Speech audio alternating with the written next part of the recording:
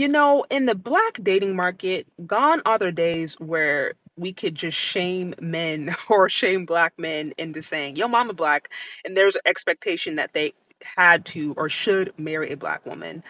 I really feel like those days are long gone. And as, younger generations are growing up and just seeing the things that are happening, men are just starting to go for the best deal. And, it seems like every few days this conversation happens on Black Twitter. Black Twitter goes wild, or Black social media goes wild, and the conversation is basically what high value man is marrying, who he's choosing, and if it's not a black woman, then it's always a hot topic of discussion.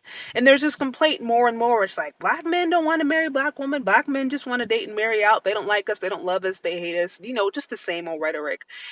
And I think at the end of the day, we have to start to be honest with why does this seem like it's a trend? I mean, when we look at the numbers, we still know at the end of the day, black people are still marrying each other at the highest rate. But if there is such a trigger, black women, if we are so triggered every time this happens, I think it's really important that we start to ask ourselves why.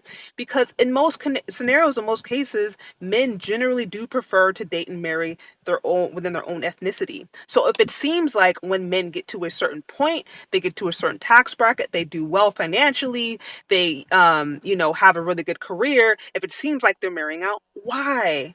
And I think instead of us just resorting to shaming, because that's not going to work, it's not going to change anything, it would be a lot more productive for us to start to have those kinds of conversations. And here's something that I want to bring to our attention. The reality is many of us women, black women, we are not taught how to even look for husbands or even to value marriage. Most of us, we're taught that when we go to college, if we go to college, we should focus on our career, hot girl summer, we're the prize. We shouldn't be looking for husbands. And we don't even really start having that conversations until our 30s.